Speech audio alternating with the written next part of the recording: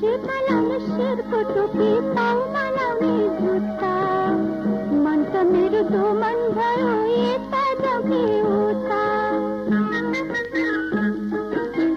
खेतीपाती नै रहने ठुला रुख मुनि, मनको कुरो मनमै रहने जहिले सुखै पानी।